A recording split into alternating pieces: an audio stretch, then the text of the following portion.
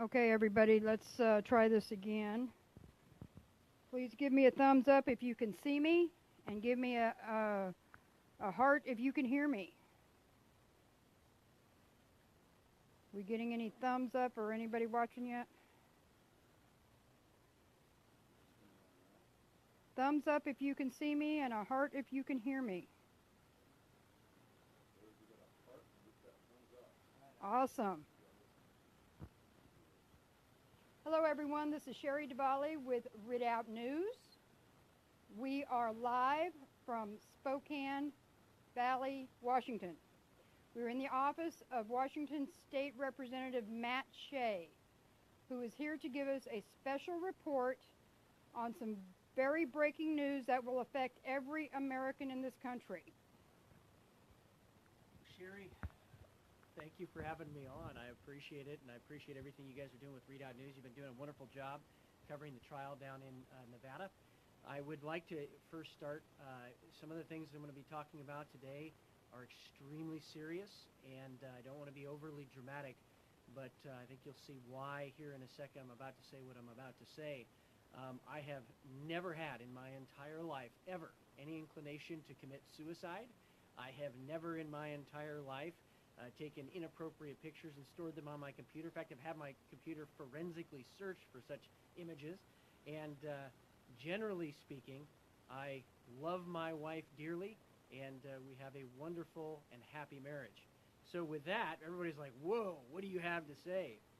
Well, I want to start with a couple of things. First, there's a very important principle that I would like to start out with, of kind of why what I'm about to say is so important to the American people, and it's this.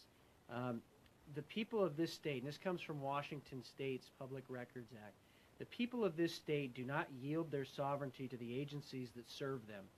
The people in delegating authority do not give their public servants the right to decide what is good for the people to know and what is not good for them to know. People insist on remaining informed so that they may maintain control over the instruments that they have created. And that ultimately is the crux of what I am about to talk about today, since it does involve the Bureau of Land Management. Specifically here in Washington State, the Bureau of Land Management has approximately 435,000 acres under its management. Also, it has many interactions with some of our state agencies and also, obviously, our citizens here in Washington State. One of the very important things to me is that when you are a servant of the government, as we have seen, a servant of the people, as we have seen in recent news stories, you are held to a higher standard because you are a servant of the people, not a servant of the government. That's an important point for what I'm about to talk about. The interesting thing that I have seen over the years is that there has been a flipping of that, where a lot of people that are in the governing authorities have felt like they don't serve the people serve them, and it's just not that way. And so today I would like to break some information that I have obtained. It is a correspondence between Special Agent Larry C. Wooten to Andrew D. Goldsmith, who's the Associate Deputy Attorney General of the United States of America.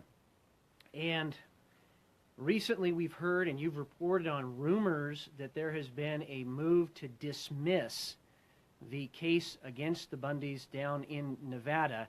And what I am about to tell you is probably one of the reasons why. And it has to do with the unethical, potentially illegal behavior that was highlighted by Special Agent Wooten as a whistleblower in an email that, or it looks like an email, that we have confirmed the veracity of. And I want to just give you a little bit of a taste, reading from this email, of what Special Agent Wooten brought up as problems to be found in the Bureau of Land Management, specifically in regards to the investigation of the Bundy family. Quote, "I routinely observed, and the investigation revealed a widespread pattern of bad judgment, lack of discipline, incredible bias, unprofessionalism and misconduct, as well as likely policy, ethical, and legal violations among senior and supervisory staff at the BLM's Office of Law Enforcement and Security. When I reported these issues, my supervisor seemed generally unsurprised and uninterested and was dismissive and seemed unconcerned. Now, I want to set the stage a little bit here. Apparently, Special Agent Wooten was the case agent or the lead investigator for this case. Here's another quote from him. The longer the investigation went on, the more extremely unprofessional, familiar, racy, vulgar, and bias-filled actions, open comments, and inappropriate electronic communications I was made aware of or I personally witnessed, end quote. He then continues, quote, the ridiculousness of the conduct, unprofessional, amateurish, carnival atmosphere, openly made statements, and electronic communications tended to mitigate the defendant's culpability and cast a shadow of doubt, of inexcusable bias, unprofessionalism, and embarrassment on our agency, end quote. This is where it gets very incredible, because Special Agent Wooten brings up some very serious allegations against his own agency, and I want to kind of highlight what those are, and then I would like to go through what specifically is written in this correspondence. First, Special Agent Wooten says that there was the treatment of the Bundys in a manner that suggested they wanted to see a couple members of the Bundy family either dead or harmed. And I want to be very specific about what he said about that in here. The second thing that's brought up is that there was an apparent withholding of exculpatory evidence that Mr. Wooten had brought to the attention of his supervisors. Next was that there was allegations of sexual misconduct inside the BLM's law enforcement arm, and that also there were indeed at Bundy Ranch snipers that had been deployed. Now, it's interesting because I personally have been witnessing the news reports that have been out there, some of the things you've been breaking, that snipers were in fact maybe not there, and that was the government's position in a previous hearing. This document very clearly is the smoking gun, not only in this case, but I believe an indictment of BLM itself, and maybe even potentially the prosecutors that are involved in this case. And I want to read again some of the things that are in here, because some of it is so outrageous that I will be sending a letter very specifically to Congress.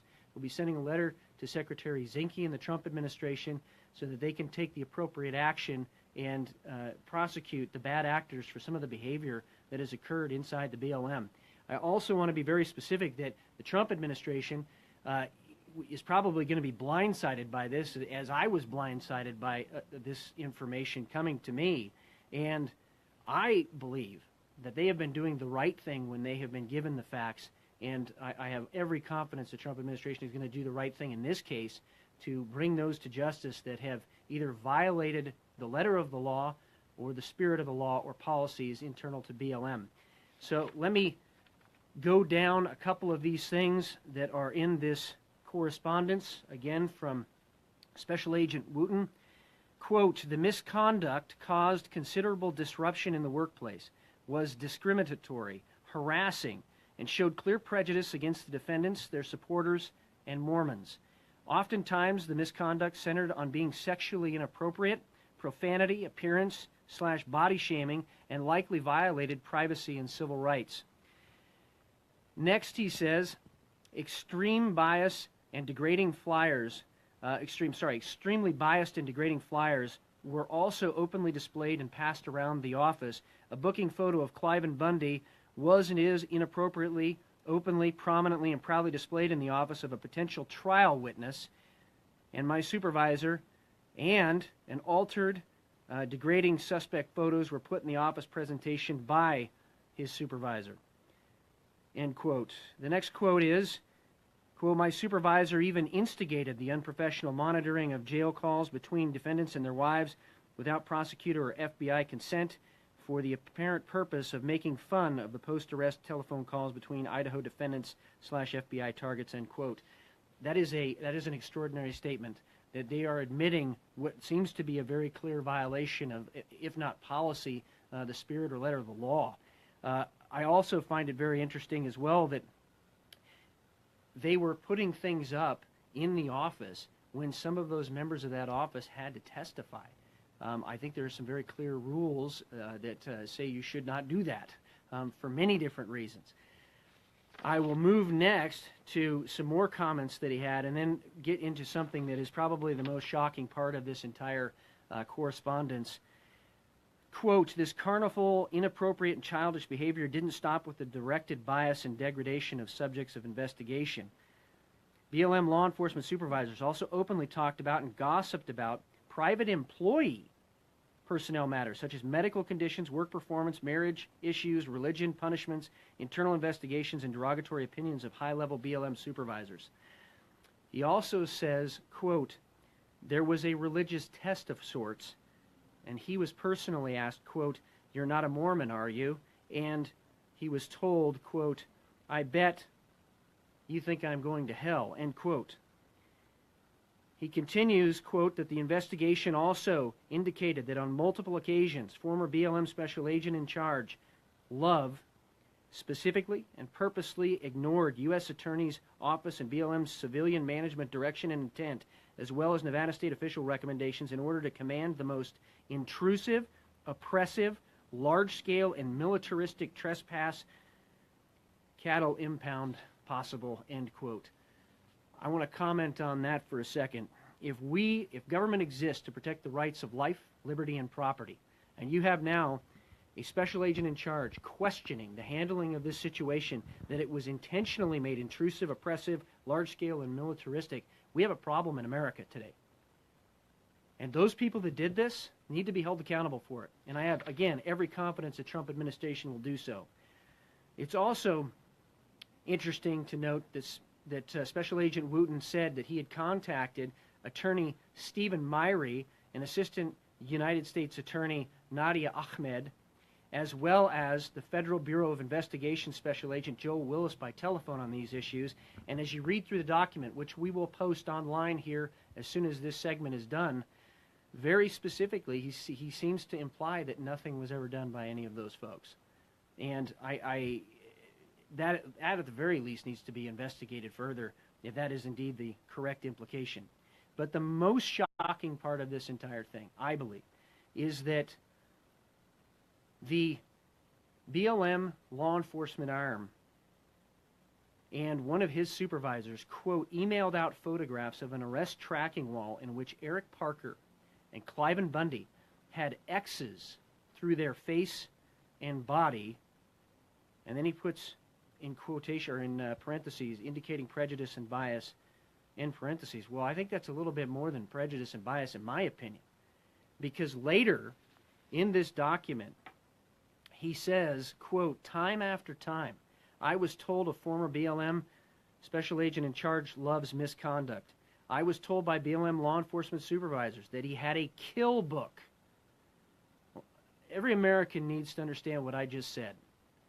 That you have a special agent in charge that had a kill book. Well, was that turned over to the defense?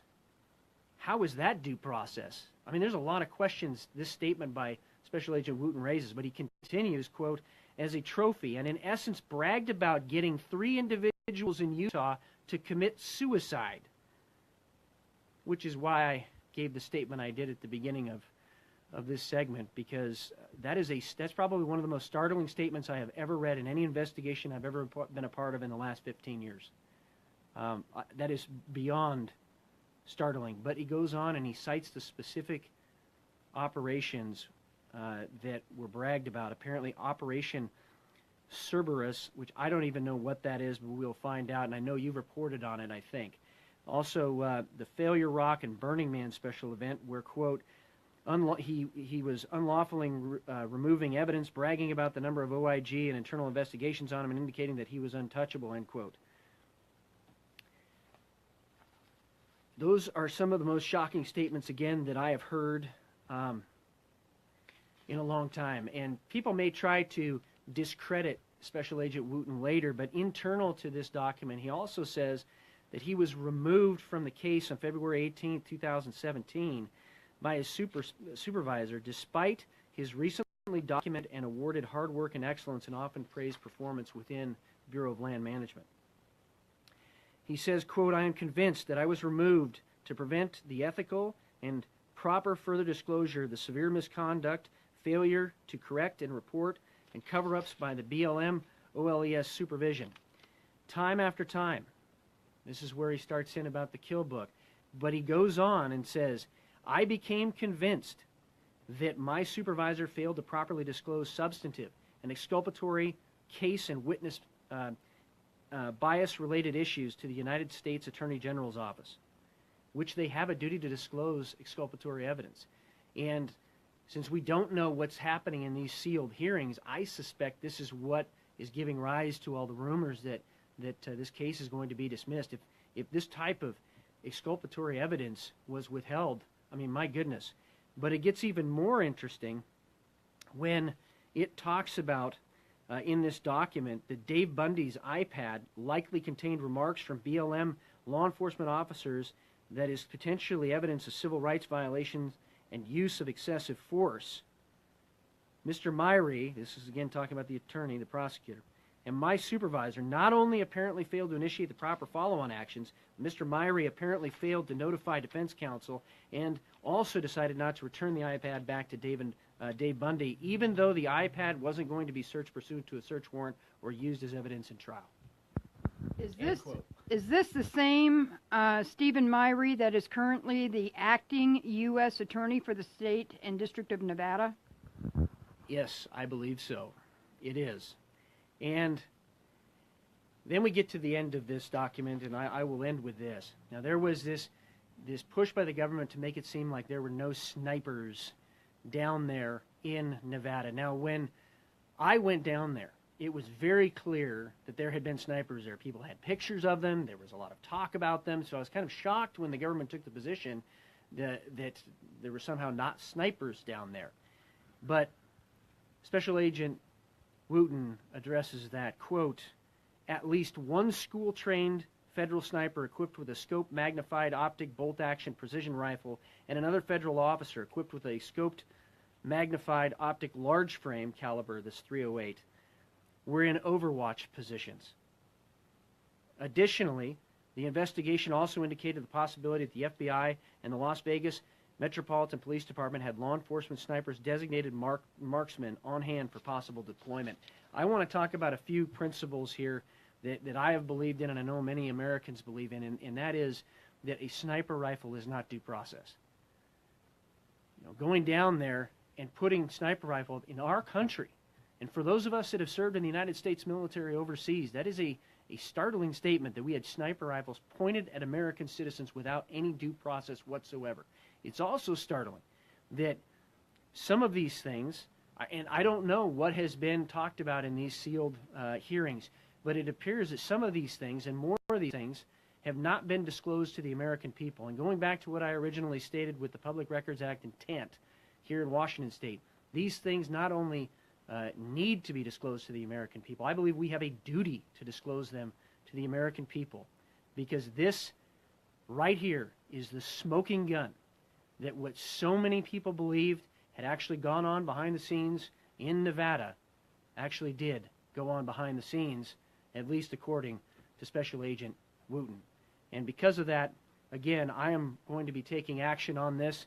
We have, again, 435,000 BLM acres in Washington State, and in our oversight capacity in the legislature, we have to, if there is any agency, any level of government, we have taken an oath to defend the Constitution of both the United States and the Constitution of the state of Washington. And this impacts all Americans, that this behavior in a federal agency was potentially tolerated, was potentially covered up, was potentially trying to be hidden from the American people. And this, at the very least, warrants an investigation. I believe, Special Agent Wooten had done this and come forward as a whistleblower because he believes in America.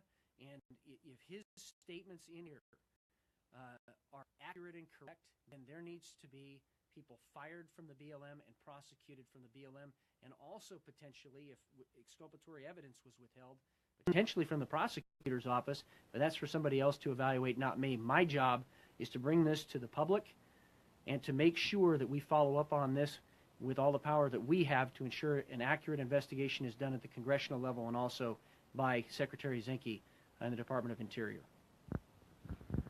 Has Secretary Zinke been informed of any of this, do you know? I do not know if he has been informed of any of this. I, again, suspect that he's probably going to be blindsided by this, as I was, because it's very clear as you read this document that Special Agent Wooten is saying that there was information being withheld or intentionally kept compartmentalized. So I would suspect that would mean from superiors, but I don't know. Again, that would be total speculation. But I suspect that he is going to watch this video, and I know that he has a heart for doing the right thing. So again, the Trump administration, I have every faith and trust that they will do the right thing to bring those to justice that need to be brought to justice and to rectify this horrific situation. You said you're going to share this document. That's quite a large document. It's like 18 pages, if I remember right. That you didn't you say 18? It is, yeah. It's 17 or 18, yeah. So be sharing it online on my Facebook page, and be more than happy to make sure it gets shared over to Read Out News. Absolutely. But this is going to, I think, change the way that many Americans view some of the things that we have maybe trusted for a very long time, like myself. And there's always good and bad actors in any organization, and we need to root out the bad actors, and that's what I aim to do by sending letters and making sure that Congress follows through on this and taking a look into this serious matter. Well, I certainly hope that representatives in all the western states follow your lead and get to the bottom of this, because it certainly affects everybody. Well, you certainly have some great representatives in Idaho. Congressman Raul Labrador, Representative Dorothy Moon, been doing a great job over there, and I'm going to make sure they get a hold of this as well. Thank you very much, Matt. Appreciate your diligence on this. Would you like to add any final words? I think, Thomas Jefferson hit the nail on the head that we have to be eternally vigilant if we want to remain free, and I think that holding government agents accountable that have strayed off the course is part of that eternal vigilance. Will you let us know if you get reactions from Secretary Zinke or even the Trump administration? We would dearly love to follow that one with you. Absolutely, and I would love to follow up with you again, as Read Out News has been doing a great job covering this entire thing, and I want to thank you as well for all your diligence down there to bring a lot of the things that were not public to the public spotlight. We have just shared with you Representative Matt Shea and the smoking gun for the BLM. Stay tuned. You will be able to read the document yourself as soon as it is uploaded. Thank you all.